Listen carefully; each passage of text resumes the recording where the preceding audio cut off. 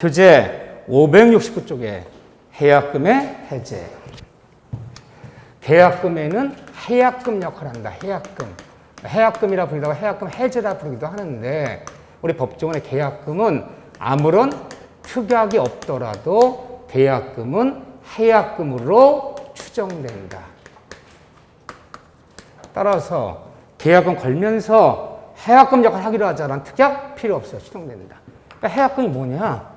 이 해약금은 약정해제, 약정해제의 일종이다. 이게 일종이다.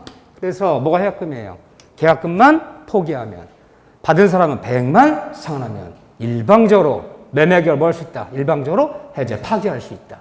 그 역할은 당연히 하는 거야. 하는데 다만 해약금 역할도 물론 교부자는 계약금을 포기하고 받은 사람은 100을 상환하면서 일방적으로 계약을 일방적 계약을 파기하는 것을 해약금이라 부르는 거예요. 근데 해약금 역할은 아무런 말이 없어 당연히 하는 건데 무한정 인정하는 것이 아니라 쌍방모두 이행에 착수하기 전까지만 이것이 가능한 거예요. 대원칙이. 쌍방모두 이행에 착수 전까지만 매수인은 계약금을 포기하고 매도인은 100을 사면서 일방적으로 계약을 파기, 해제하는 것이지 일단 이행에 착수해버리면 이제는 이거 한다 못한다? 못한다. 그러니까 이행에 착수하자니 뭐냐? 아주 쉬운 얘기를 하면 부동산 매매계약을 예를 들면 중도금 같은 거 지급되기 전까지만 이게 가능한 거죠. 이미 중도금이 지급돼 버리면 이제 와서 중도금 지급받은 매도인도 이제 와서 100 상환한다고 또 중도금을 치는 매수인도 이제 와서 계약금 포기한다고 내 마음대로 해지할 수는 없다. 쌍방모두야. 중도금이 지급되면 매수인도 매도인도 안 되는 거야. 쌍방모두 이때까지만 가능한데 이 판례가 유명한 판례가 두 개 나오죠. 첫째, 토지거래 허가지역에서 토지 매매를 맺었는데 허가 신청했어. 매도인 매도 허가 신청해서 허가 났어요. 허가 난 것은 대원 판례에 따르면 이행의 착수다, 착수가 아니다. 착수가 아니라는 거야. 착수가 아니기 때문에 허가지역에서 허가 난 그 다음날 매도인이 100만 상환하면 허가 난 그 다음날 매수인이 계약금만 포기하면 일방적으로 계약을 해지할 수 있다 없다? 있다. 허가 났더라도 계약금이 한 푼도 아직까지 넘어간 게 없어요. 허가지역이지만. 그러면 허가 난 그 다음날 계약금만 포기하면 100만 상환하면 해지할 수 있다 없다? 있다. 또 하나는 대원 판례가 이행 판결. 토지 매매를 체결했는데 매수인이 대금 지급을 안 해. 그러니까 매도인이 소송을 내버려서 해제를 하지 않고 법정 해제 않고 어떻게든 계약을 끌고 가려고 하는 거야. 매도인이 매수인한테 계약대로 대금을 지급하라는 판결을 구합니다. 근데 판결이 났어. 6개월 만에. 지급하라. 왜 계약금 지급 안 하냐. 이행 판결 난 그 다음날 매수인이 계약금 포기하면서 해제한대요. 되는 거예요? 안 되는 거예요? 되는 거예요. 판결 난 것도 이행의 착수가 아니다. 판결 났더라도 현재 상태가 계약금 외에는 한 푼도 넘어간 게 없는 상태라면 판결 난 그 다음날도 계약금만 포기하면 또 매도인은요. 100만 상환하면 해지할 수 있다 없다? 있다. 이것은 이행의 착수가 아니다. 이렇게 얘기해요. 두 번째. 그런데 교부자가 계약금 포기하고 해지할 때는 교부자는 이 전이라면 이행의 착수 전이라면 교부자는 의사표시만으로 되는 거다 안 되는 거다? 되는 거예요. 말만 하면 돼. 이미 계약금 넘어가 있잖아. 계약금 이미 줬잖아요. 3일 만에 전화해서 저기요 매도인 씨 3일 전 맺은 계약 그거 해지합니다. 의사표시만 했으면 돼. 이미 계약금 가 있잖아 거기. 그런데 계약금 받은 수령자가 매도인이죠. 해지할 때는 계약금 포기 해지할 때는 의사표시 플러스 뭐가 있어야 돼? 100 제공이 있어야 돼. 말만 갖고는 안 돼요. 5천 받았다면 얼마 돌려줘야 돼요? 1억 돌려줘야 돼. 그런데 하루 만에, 지금 어저께 계약 맺었어. 그래, 이 토지를 5억에 사고 팔기로 하자. 계약금줄 5천 받았어. 근데 딱 하루 만에 만변했어. 왜 그랬을까요? 어저께 썼는데 계약금 5천 받았는데 딴 데서 7억 준대. 7억. 딴 쪽에 하면 7억에 팔으래요. 이제 빨리 이거 해제하는 게 이익이잖아요. 그런데 하루 만에 5천 더 줄래니까 아까워요? 안 아까워요? 아깝잖아. 그래서 전화해서 매수인 보고 저기요. 사정이 그러는데 어제 받은 거 내가 2천만 더 줄 테니까 없었던 일을 합시다. 매수인 뭐래요? 법대로 하지, 법대로. 해지하려면 100만 원이래요. 100을 입금시키지 않고 9천만 원 입금시켰어요. 100에 부족하게 지급이 됐어. 그럼 해제된 거야, 안 된 거예요? 해제 안 되는 거예요. 부족해도 안 된다. 그러면 1억 들어야 되는데 9,995만 원 집어넣었어. 끝까지 인간이 5만 원 뺐어. 5만 원 뺐어. 해제된 거예요? 안 된 거예요? 된 거예요. 신이치게 비춰볼 때 1억에서 5만 원은 몇 푼 안 되는 거예요. 누가 봐도 부족할 때. 100만 원, 200만 원, 500이 부족하다면 부족하지만 5만 원 아마 밥값 썼나 봐. 택시비 쓰고. 그건 신이치상관 된 거고. 어제 100에 부족해도 안 된다. 근데 100상환 하는데 이번에는 매수인이 수령을 거부해요. 안 받으려고 그래요. 왜요? 지금 100 받는 게 문제가 아니야. 여기 지금 개발계획 발표 나서 따블로 오를 거야, 지금. 응? 매수인 씨, 어제 받은 계약금 플러스 5천에서 100상 하면서 해지할 테니까 통장 부르세요. 안 불러줘. 수령 거부해버리면. 그럼 매도인은 어떻게 해야 돼? 매수인이 수령 거부하면 이 100을 법원에 공탁 맡겨야 돼요? 공탁까지는 필요 없어요. 공탁까지는 필요 없어요. 그럼 어떻게 되는 거냐? 안 봐도 매수인이 100을 안 봐도 그러면 100 제공이 있었다는 증거만 갖고 있으면 되는 거지. 법원에 공탁까지 맡길 필요는 없다는 거야. 그러면 요즘 문자 보내세요. 문자. 또 전화하세요. 또 녹음해 놓으세요. 100상 하겠다. 통장 불러달라. 우리 매수인 통장 모르잖아 우리가. 통장 불러달라. 어제 맺은 계약 내가 100상 하면서 해지할 테니까. 안 불러주는 거야. 그런 거 녹음시켜놓고 보관하고 있으세요. 그것만 있으면 되는 거지. 공탁 요구하는 것은 아니다. 거부한 다음에 부족해도 안 되고. 그런데 항상 이행에 착수 전까지인데 우리가 날짜를 정했다면 만약에 3월 10일 날 매매계약 맺으면서 5억의 계약 맺으면 총 매매된 5억이야. 관행했다 5천만 원 지급했어. 근데 중도금이 한번 있기로 했어. 토지 매매인데 중도금은 4월 10일 날 2억을 지급하기로 하고 잔금은 5월 10일 날 2억 5천을 지급해가지고 이게 계약 내용이야. 계약 썼어. 계약 받았어. 근데 갑자기 3월 15일쯤에 여기가 그린벨트가 풀릴지 모른다. 뭐 택지 무슨 지가 돼서 수용이 될지 모른다. 막 개발계 발표하는 거야. 땅이 막 오를 것 같아. 자, 오늘 3월 20일이야. 그럼 매도인은 어떻게 해야 돼, 지금? 아직 중도금 들어온 건 없잖아요. 아까 붙이면 더블 오를 것 같아. 10억 오를 것 같아. 10억 오를 것 같아. 그럼 어떻게 해야 돼, 매도인은? 100을 선하면서 5천 플러스 5천 돌려주면서 해제한다. 하면 될 거잖아요. 근데 약간 좀 아깝잖아. 어떡하지? 날짜 좀 남았으니까. 고민하다가 좀 고민해보자. 근데 갑자기 3월 21일 날 연락이 왔어. 매도인 씨 중도금 입금시켰습니다. 보통 우리가 중도금 입기로 하면 그 통장을 번호를 적어준다. 중도금 치면서 만날 필요 없잖아. 야, 미리 입금시켰어. 3월 21일 날. 누가 난리 났어요.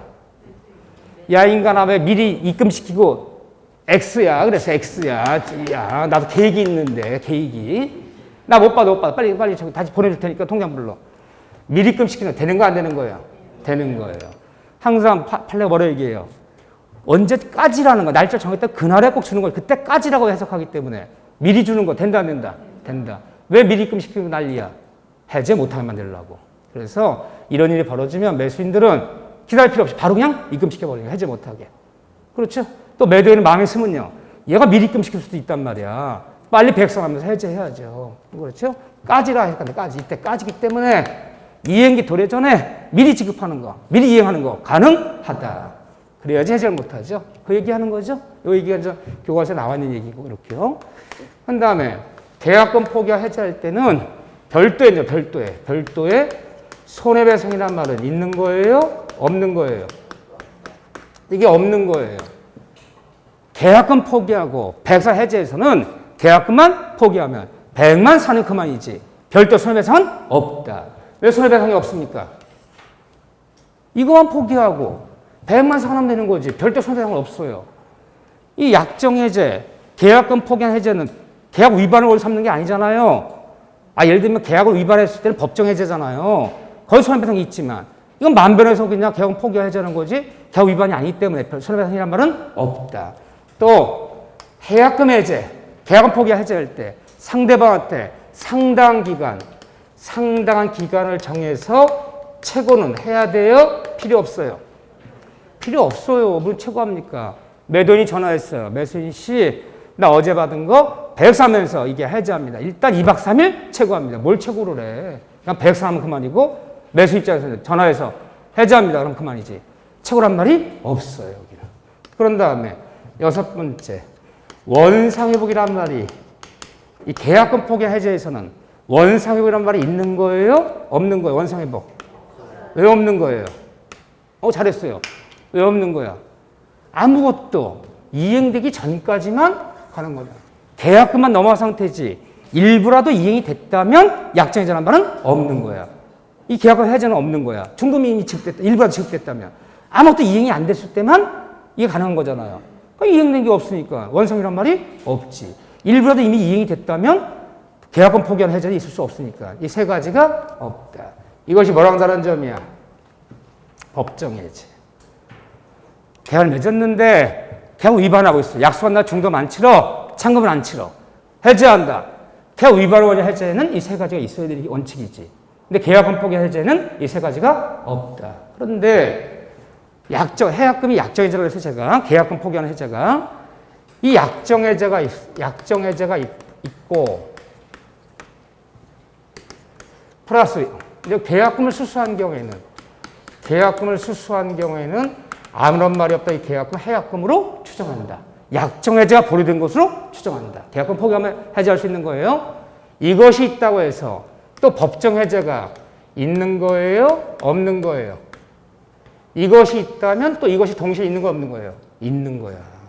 이 동시에 두 가지가 다 존재하는 것이지 이게 있다고 해서 이게 없다는 얘기는 또 아니지. 무슨 말인가 보세요.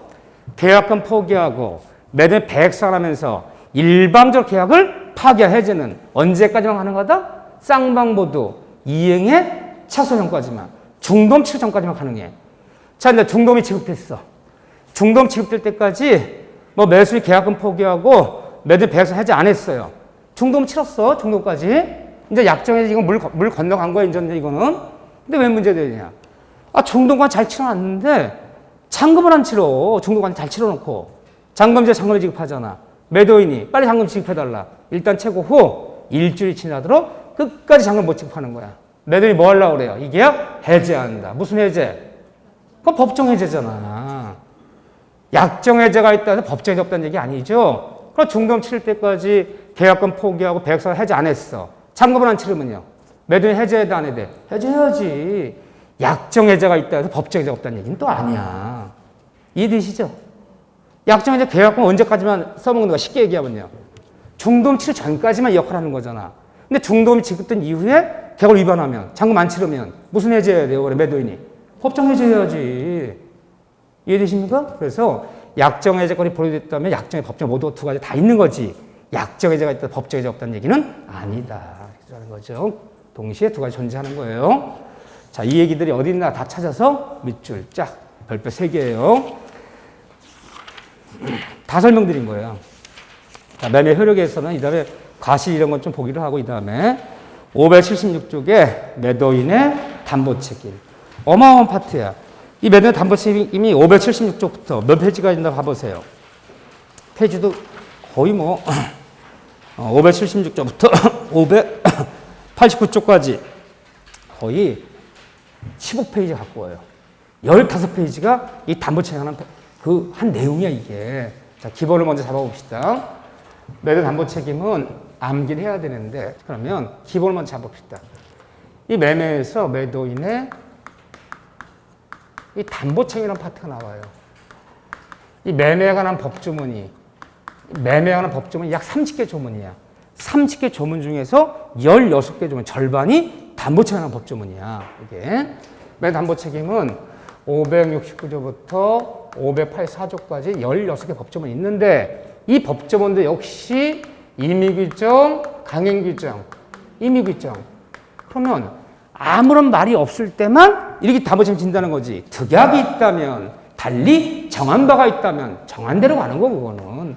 자, 그런데 이 매도 담보책임은 왜 인정되는 거냐? 이것이 세상을 살아가는 공평, 이 공평의 원리에서 인정되는 거예요. 인정되는 건데 이 매도 담보책임은 이 16개 법조문은요.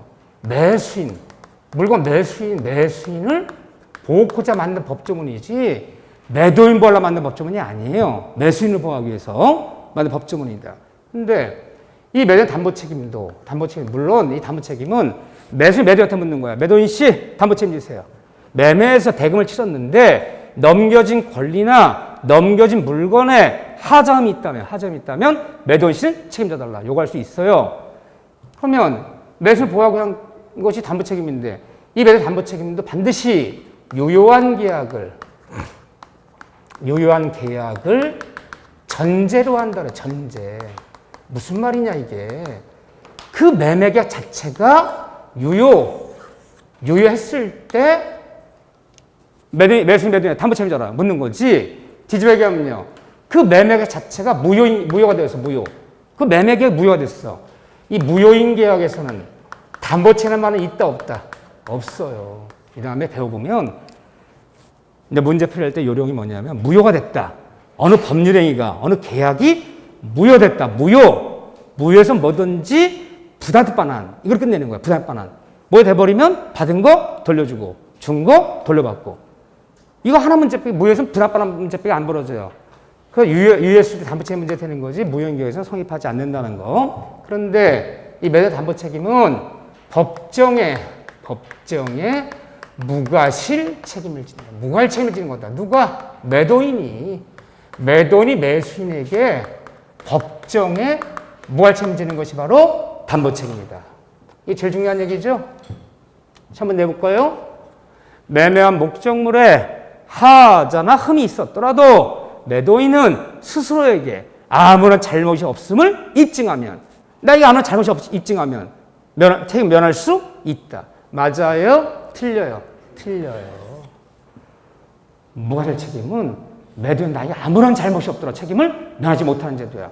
즉 매도 담보 책임은 과실 책임이 아니라는 거. 무과실 책임을 진다. 이 무과실 책임은 무섭다? 안 무서운 책임이다? 무섭다. 그런데 법정이란 말이 뭐야? 법정.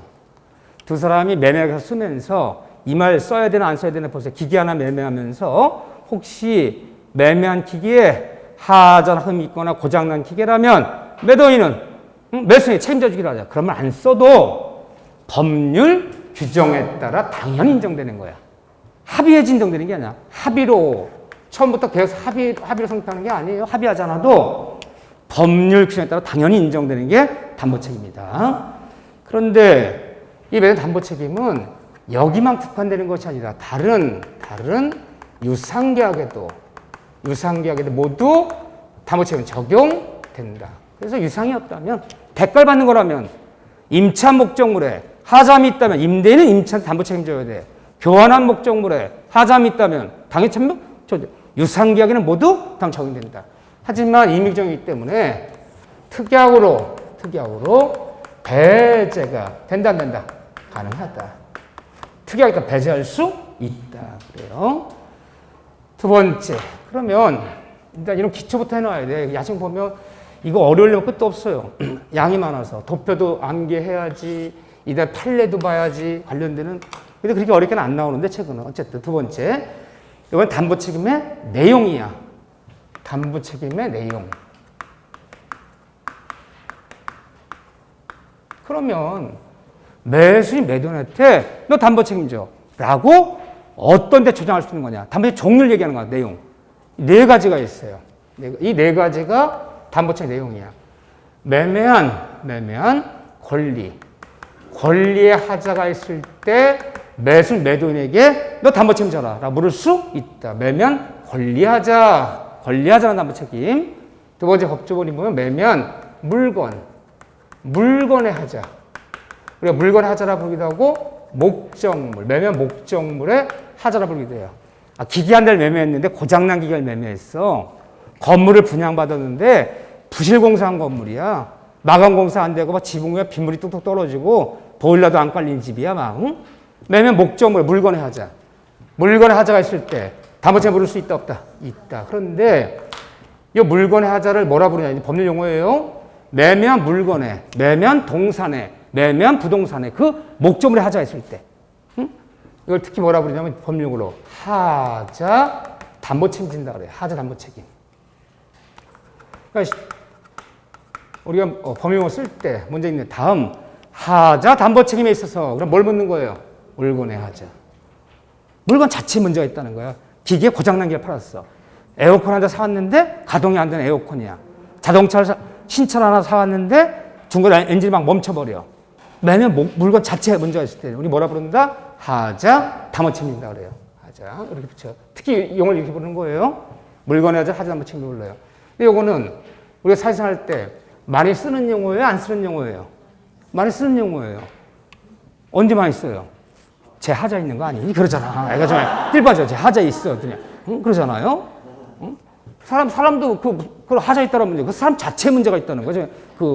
그에 하드웨어에 문제가 있다는 거예요. 세 번째 보죠. 세 번째는 매매한 경매하자. 경매하자가 관한 담보 책임. 누굴 보호하기 위해서? 경락인. 경락인이 누구죠? 경락인이 매수인이야. 경매는 뭐다? 경매는 한마디로 그냥 경매를 정의하고 싶어. 그럼 경매는 뭐다? 네이버 지식인 찾아보세요. 네이버 여기 쳐보세요. 뭐라 나오나? 경매는 매매이다. 경매는 매매. 특수한 매매일 뿐이야. 응? 경락인이 매수인이고 경락대금이 매각대금이고 경매길이 매각길이야.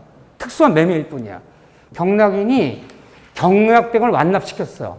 경락대 완납시킨 이후에 권리를 잃게 되었어. 보호받아야 될 거 아니야.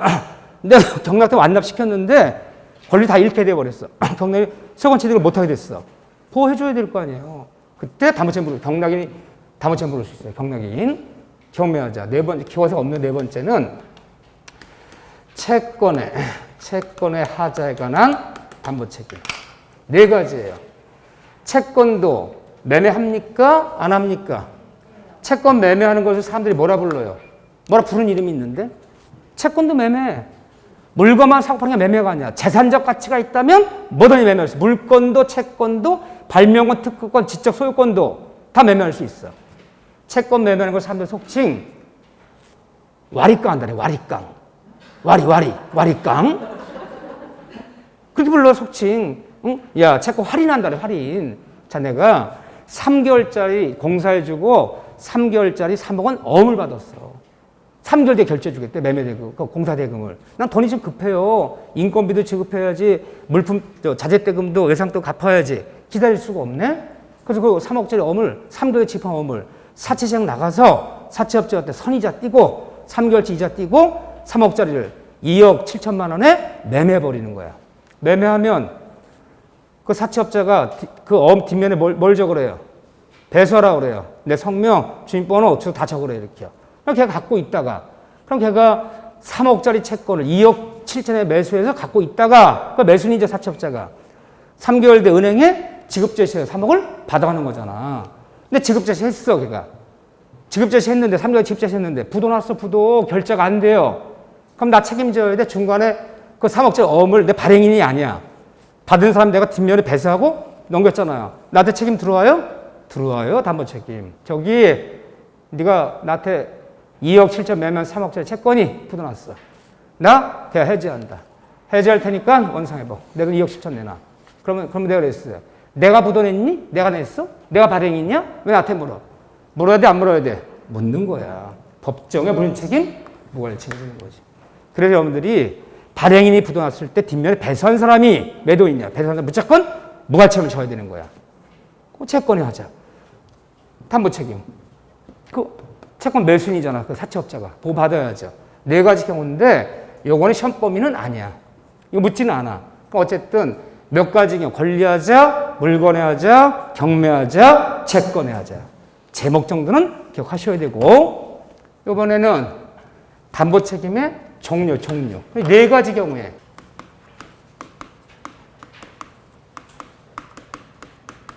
그러면 이 네 가지 경우에 매수인이 너 책임져. 매도인에게 뭘 주장해서 보호받으라는 거냐. 이 주장하면 매도인은 법정에 뭘 책임을 져줘야 돼.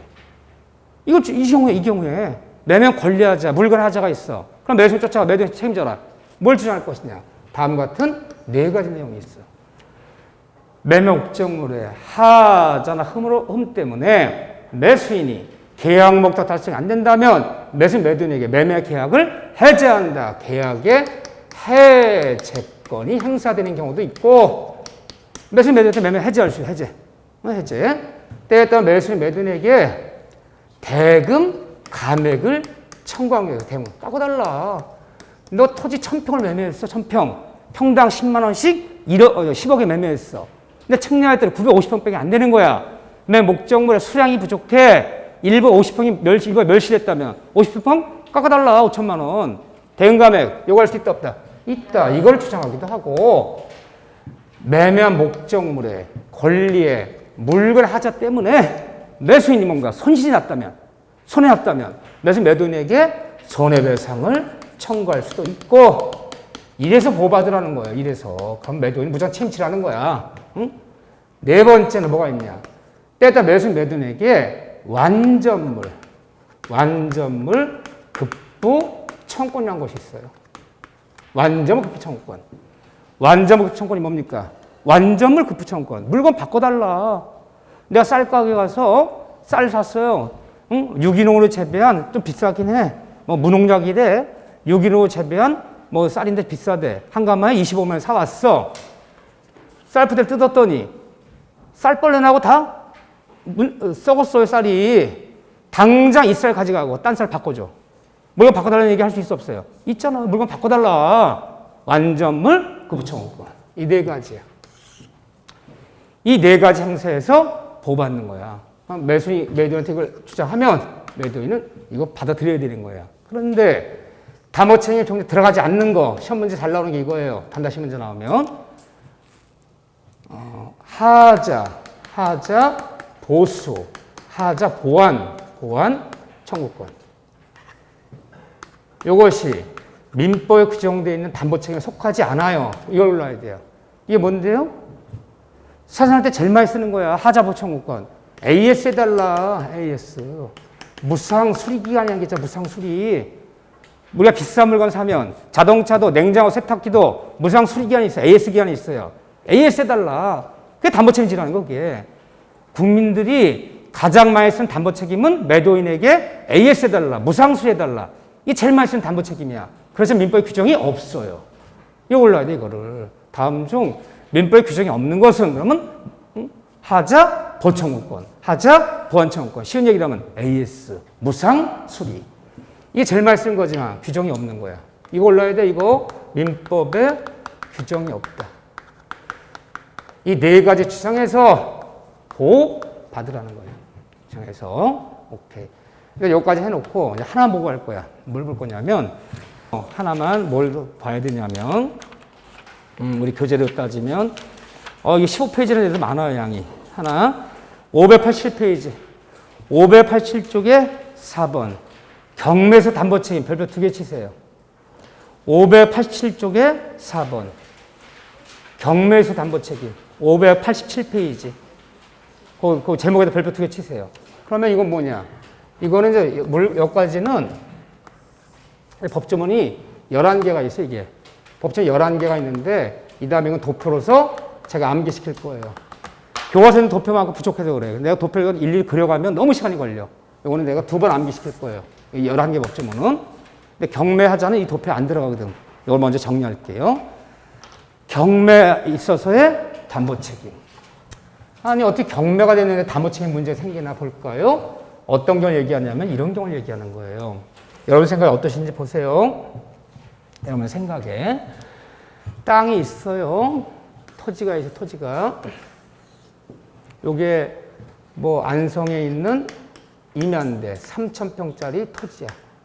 근데 이게 소유자가 누구냐? 소유자가 갑이에요, 갑. 소유자 갑이에요. 자, 그런데 갑의 토지 등기부에 을구에 등기부 을구에 A라는 사람이 저당권자, 저당권 설정자 A, 저당 금액은 3억 원. 잡아놨어요. 돈 안 갚는다고 저당권자 A가 이 목적으로 경매를 신청한 거야. 2번 경매가 시결했죠. 경매 잡혔어요. 잡혔어요. 경매 나온 것을 최초 감정가 뭐 10억까지 나온 것을 한 두세 번 유찰된 것을 얘가 을이라는 사람이 3억에 경락을 받았어. 가서 한 세 번 유찰된 것을. 우리 을 같은 경락자라 불러요. 그럼 경매는 경락대금 완납 시에 뭐 하잖아도 등기하잖아도 소유권을 취득한다. 하여튼 경매받은 부동산도 남한테 병이 처분하려면 뭐 한 다음에 등기한 다음에 처분해라.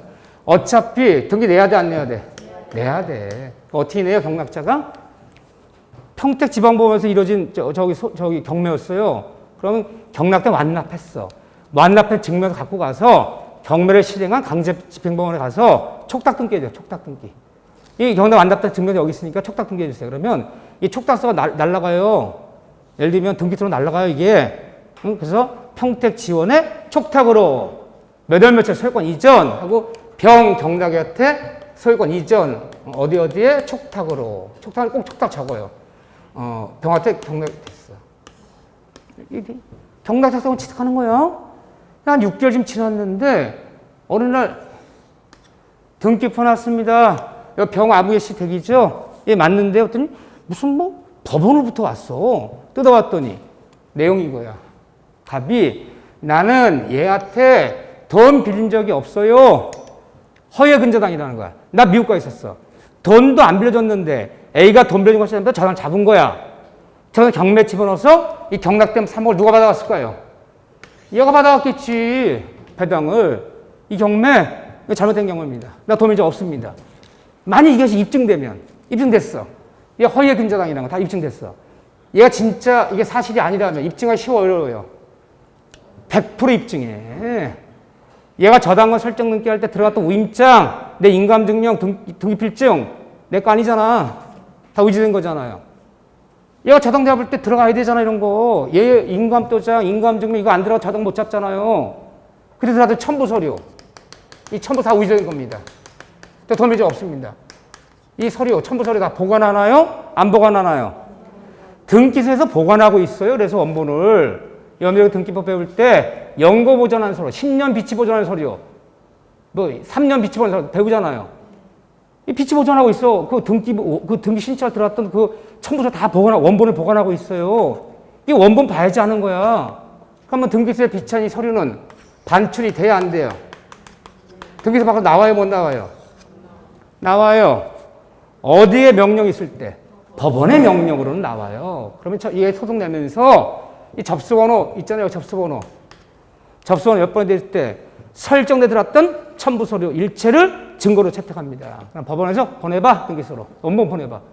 원본 봐야 하는 거야. 원본은 얘 주장 아니지. 얘 인감증명 다 의지했잖아. 입증됐죠? 그럼 경매가 다 어떻게 돼요? 무효되는 거야. 그럼 어떻게 돼요? 돌려줘라. 나오죠? 경매는 원시득이다. 승계취득이다. 승계취득이야. 얘 잘못이 아니야. 경락자. 얘 잘못이 아니야. 이 권리분석에서 안 나타나잖아. 그렇지만 어쩌면 등기 공신력이 없잖아요.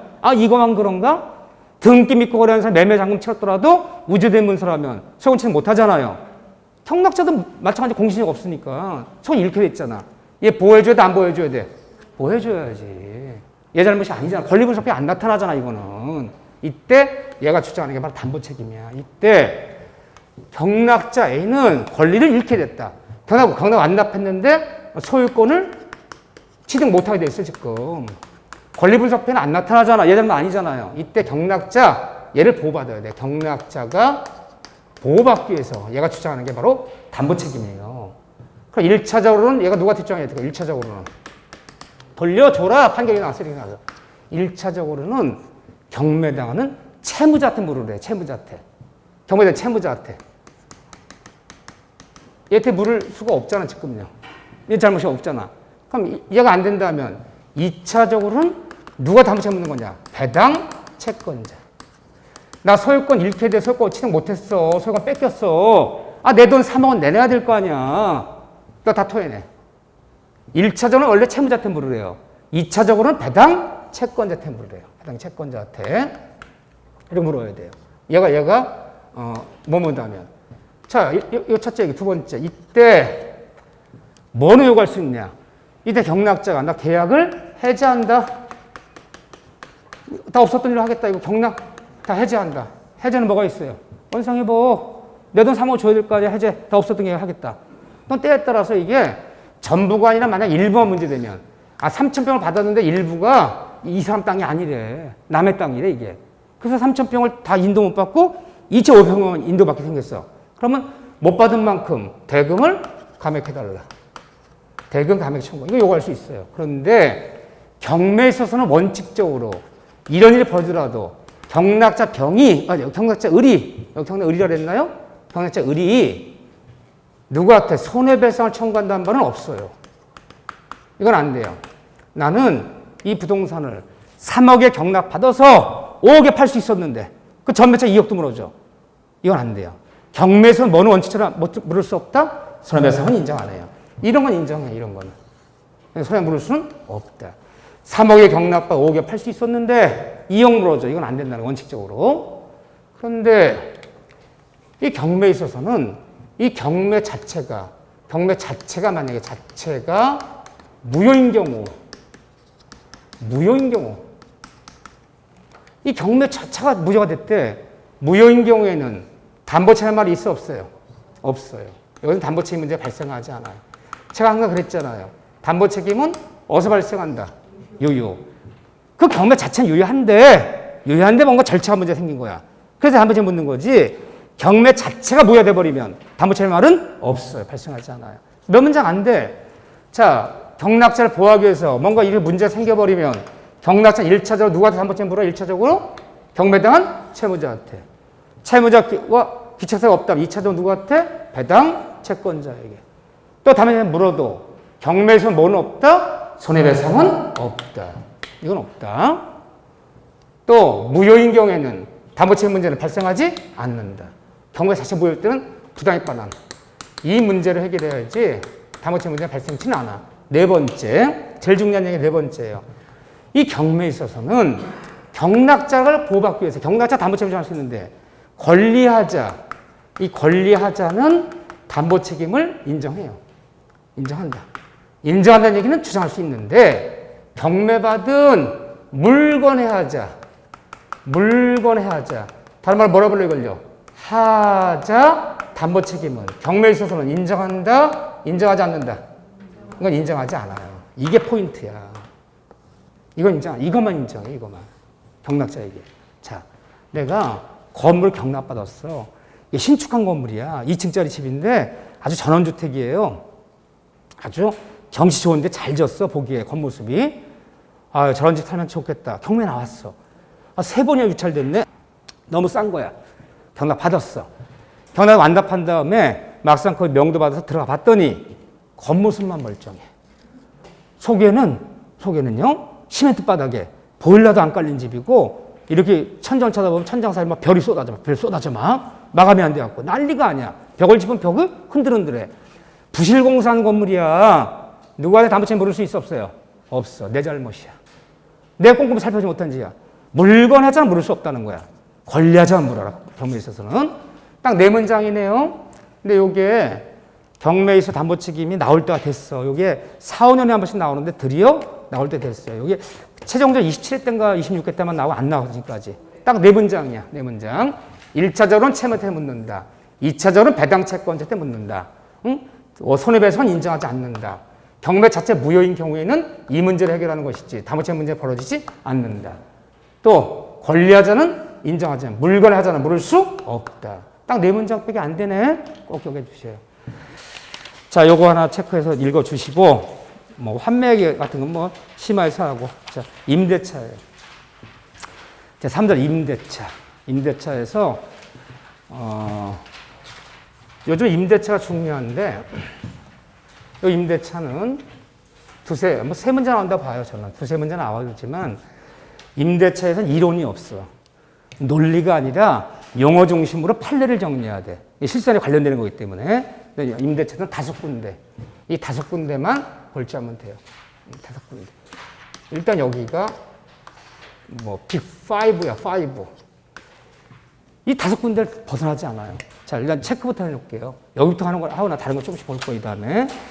일단은 어디를 볼 줄 알아야 되냐. 최근에 판례가 쏟아지는 부분 보면 돼. 판례가 쏟아지는 부분. 거기 보면 604쪽에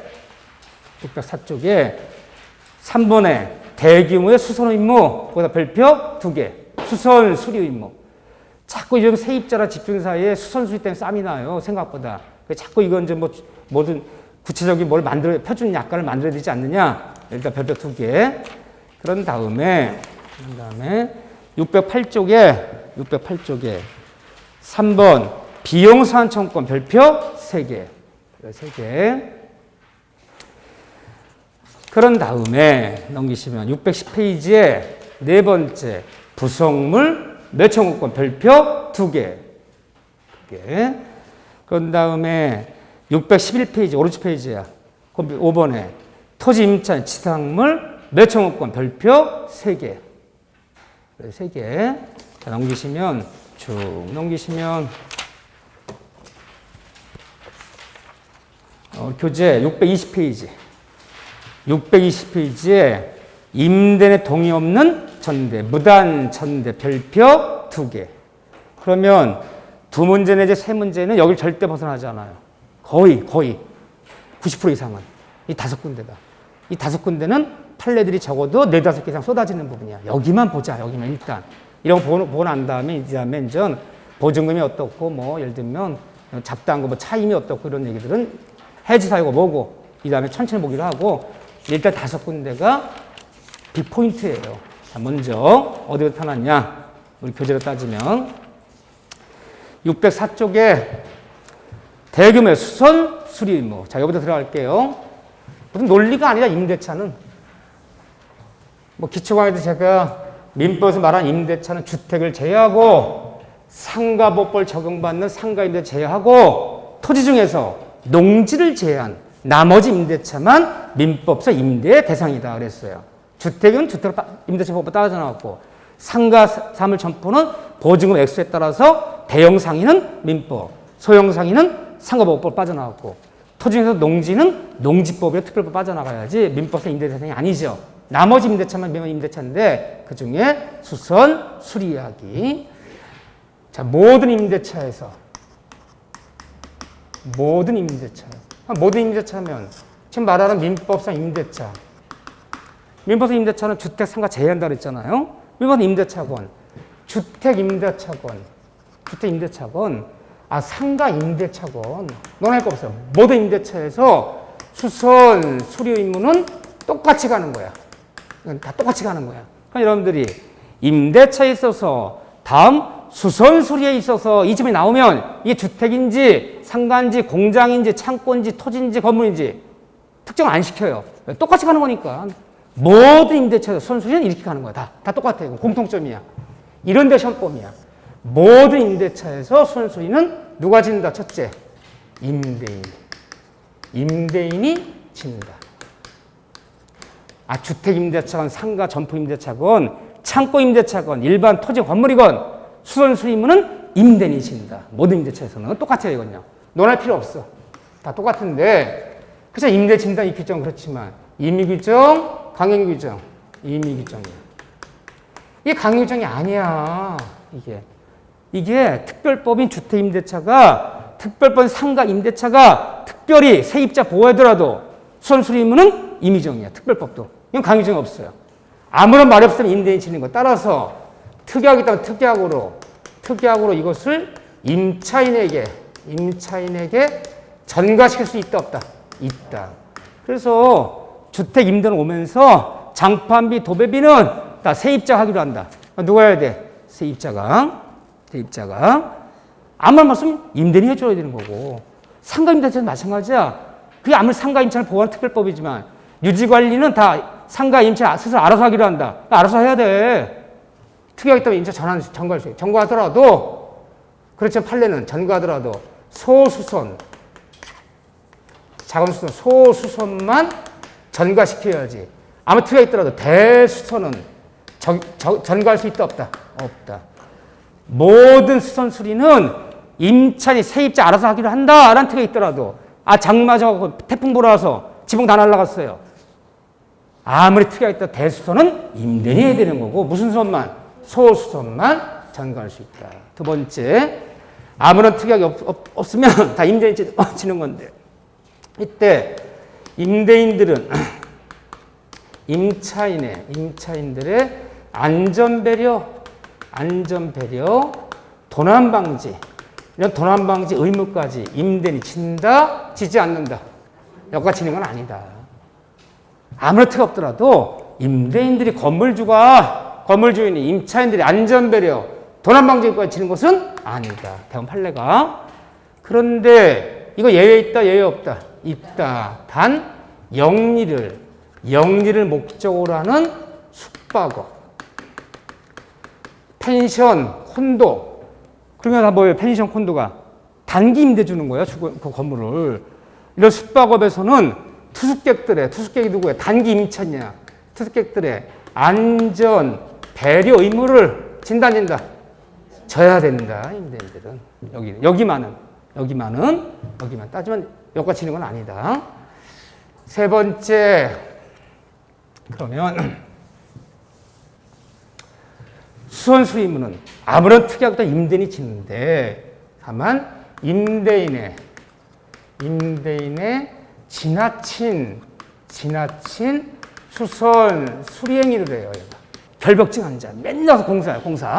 지나친 보존행위래. 상가 임대주거나 상가 주인인데 오면 천장 쳐다보면 파리가 한 발이 앉으면요 704, 바닥에 껌이 하나 붙은 자국이 있었으면요 바닥공사, 못자국 하나 하면 벽공사. 이건 도대체 남의 상가 임대했는데 한 달째 보름은 공사해. 맨날 또 끝나면 또 다시 천장으로 또 올라가. 다시 또 천장. 지나친 수선수리행위를 해. 이번에 사다리로 또 나타났어. 그러면 임대인의 지나친 수선수리행위를 임차인들은 거절한다, 거절할 수 없다? 임차인은 거절치 못한다.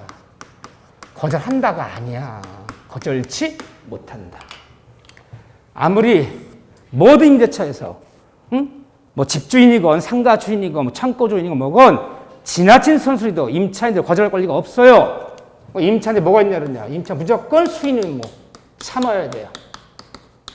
거절치 못한다. 다만 지나친 선수리 때문에, 얘가 지나친 선수리 때문에 내가 남의 상가 점포도 장사를 할 수가 없어요. 집주인의 지나친 선수리 때문에 건물 쓸 수가 없어. 어떻게? 석 달 중에서 2달은 문 잠그고 딴 데 가서 자야 돼. 맨날 선수리야. 지나친 선수리도 임차인은 거절하지 못해요. 참아야 되죠. 수인 의무가 있어요. 그런데 지나친 선수리 때문에 임차인들이 임차 목적 달성이 안 된다면, 쓸 수가 없다면 임차인은 남은 계약권이 있더라도 임대인이 쫓아가서 너 때문에 쓸 수가 없어. 남은 계약권 임대차 해지한다. 임대차 결 해지는 가능해. 해지는 가능할지언정 뭘 거절할 수 없다? 수선수를 거절하지 못해요. 어떤 것도 거절은 안 되고, 지나친 수선수리 때문에 임차 목달성이 안 된다면 임대차 해지하겠다. 해지는 가능할지언정 어떤 경우에도 임차인은 거절하지는 못해요. 이번에는 임차인의, 이거 처음 듣는 얘기 아닐 거야. 내가 기초 강의할 때 한 거야, 사실은. 근데 안 들으신 거야. 내가 가만히 보고서 들었나 안 들었나 눈치를 딱 보니까 몇 분 들었어. 임차인의 잘못으로, 임차인의 기책사유로 주택을 임대 줬는데 어느 날 집주인한테 연락 왔어. 세입자가. 물론 계약은 아직 1년 6개월 남았어. 6개월만 연락 왔어. 집주인 씨, 내일 현장 답사 좀 요한데요. 왜 그러십니까? 그랬더니 오시면 안 돼요. 봤더니 문짝 다 때려부시고 현관문 다 때려부시고 유리창 다 깨버렸어. 뭡니까?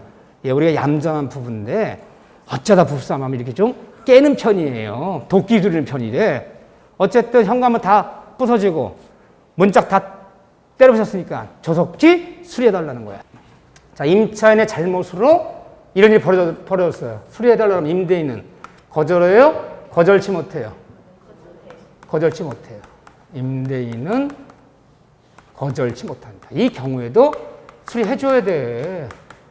수리해주고, 다만 당신 때문에 지금 부상을 다 때려부신 바람에 문짝 때려부시고 뭐 때려부신 바람에 수리비가 지금 500 나왔다. 500만 원 달라. 다만 임대인 임차인 손해배상은 뭐 할 수 있어요? 청구할 수 있지언정 거절치는 못해요. 그러면 이 부부가 손해배상 해줄까요? 안 해줄까요? 어떻게 알았어? 그래, 하나 보면 열을 알아. 그럼 어떻게 하면 돼? 야, 너 때문에 네 부부싸움에 다 때려부신 바람에 문짝 새로 짜고 세시 달고 유리창 갈고 뭐 하고 그러는데 500 들었어. 500 나 손해배상 해줘. 돈 없대. 못 준대. 그럼 어떻게 하냐? 임차보증금에서 공제하는 거야, 이 다음에. 공제하고 돌려주는 거야. 영수증은 첨부하면 되지, 내가. 임의로 공제할 수 있다. 어디서? 임차보증금에서. 안 주는 게 어딨어? 그거 받아놨는데. 그래서 여러분들이 전세보증금, 전세보증금, 임차보증금, 임차보증금 그런 말을 해요. 보증금이란 말이 뭐야? 이런 걸 대비하는 거야. 이랬을 때 거기서 공제하는 게 보증금이에요. 할 수 있다. 자, 요거 좀 잘 보셔야죠. 거절한다가 아니에요, 지금. 그런데, 자, 네 번째, 이제 교재, 이제 요게 약간 부족해. 저는 이게 제일 중요하다 봐요. 요것에 요게 좀 부족해. 어디에 나온다 싶으면 철저히 해야 돼. 자, 만약에 아무 특약이 없었어. 아무나 특약이 없었다면 모든 수선수는 누가 해줘야 돼? 임대인이 해줘야 돼. 임대인이 해줘야 되는데, 임대인이 정당 이유 없이 수리 의무를 이행치 않아. 아, 장마철인데, 뭐 상가건, 점포건, 공장이건, 창고건, 주거용 건물이고 임대 얻었어. 아, 장마철인데, 아, 지붕에 방수가 안 되었고요. 물이 줄줄줄 떨어지는 거야. 천장에서. 그럼 이런 일이 생기면 어떻게 돼? 이런 일이 생기면. 모든 임차인들은 임차 목적물에 수선을 요하는 일이 있으면 지체 없이 알려줘야 돼, 임대인한테. 임대지 큰일 났습니다. 지붕이 지금 뭐 구멍이 났는지 방수가 안 되는지 비가 줄줄 셉니다. 빨리 좀 수리해 주세요. 임대인이 뭐래요? 알고 있대, 자기도. 알고 있는데 돈이 없대요, 돈이. 지붕 고칠 돈이 없대요. 그러면서 아, 비가 많이 새나요? 아, 좀 셉니다. 사람 빠져 죽나요? 아, 빠져 죽을 정도는 아닙니다. 그러면 양동이 3개, 바가지 3개 퍼내면서 안 해주는 거야. 정당시 안 해준다면. 그럼 이때 임차인의 권리는 뭐가 있냐? 안 해줘. 지붕이 줄줄 새는데 안 고쳐, 돈 없다고. 보일러가 터졌어요, 보일러가. 그래서 일단 수리업체 불러 물어봤더니 이 고치는 문제가 아니래. 이 보일러 지금 깔은 지 40년 됐는데 배관이 다 낡아서 지금 막 물이 서 난리가 아니야. 이거 고쳐야 될 문제가 아니래. 다시 배관을 깔아야 된대. 이렇게 다 터져서. 연락했더니 알고 있대. 돈이 없대요. 안 해줘요. 그러니까 임차인은 이때 무슨 권리 행사할 수 있을까요? 이때. 정당 이업 선서리 안 해주는 거야. 정당 이업 시. 네가 져야 되는데. 첫째는 동시 이행의 항변권이 있을 수 있어요. 동시 항변권. 이런 거 안 해주면서 월세 낸 날에 연락은 득달아쳐 와요. 월세 준비됐어? 못 준다 인간아. 너 수선수리 해주는 거야. 내가 차임을 지불한 것 지금부터 동창면이야. 네가 수선수리 해줄 때까지는 나 월세 지급을 거절하겠다. 동시하면서 차임 지급을 거절할 수도 있어요.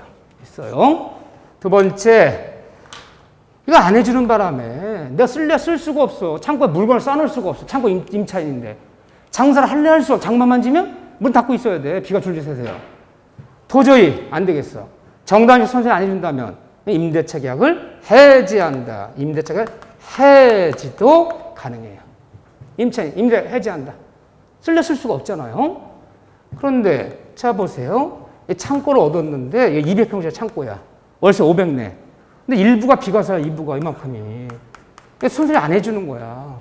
여기는 내가 쓸 수가 없어. 그래서 그 면적 중에 5분의 1은 내가 물건을 못 사놔요. 근데 돈이 많이 든다 안 해주는 거야. 그러면 내가 순순히 안 해줘서 내가 사용하지 못한 비율만큼 쓸 수가 없잖아. 사용한 비율만큼 차임을 감액해달라. 500만, 100만 깎아줘야지. 네가 수선수리 안 해주는 바람에 뭐 사용할 수가 없잖아. 수선수리 해주지 않아서 사용할 수 없게 된 비율만큼 차임 감액을 요구할 수도 있어요. 내가 해지하는 건 원치 않아, 나도. 해지할 수 있으면 이거 할 수 있어요. 그 다음에 네 번째는 손해배상 물을 수 있죠. 네가 제때 수선수리 하지 않는 바람에 내 가구 다 망쳤어. 응? 물건 다 망쳤어. 손해배상이죠. 손해배상 청구권도 가능하죠. 이 네 가지를 가지고 뭐 하는 거야? 임차인이 임대인을 압박하는 거지. 안 해주는 게 어딨어. 이해되죠? 그래서 네 가지 권리가 있다. 임대인이 정당 이유 없이 수선수리 해주지 않을 때 임차인의 권리 고르시오. 그럼 첫째, 동시행의 항변권. 계약 목적 따라 안 된다면 계약의 해지. 수선수리 안 해주는 만큼, 사용하지 못한 비율만큼 차임 감액 청구권. 때에 따라서는 뭐가 있다? 계약의 해지권. 해지한다. 네 가지를 가지고 압박하는 거다. 근데 교과서는 두 개밖에 없어, 지금. 교과서 605쪽 보세요. 605쪽. 605쪽 맨 위에 2번 봐보세요. 605페이지. 605쪽에 맨 위에 2번. 수선 의무의 불이행. 거기 두 개밖에 안 나와 있잖아. 이 네 가지를 적어놓으라는 거예요. 네 가지를. 네 가지가 중요하다. 자, 쭉 넘기시면 비용 사안 청구부터는 10분 쉬었다가 비용 사안 청구부터 볼게요.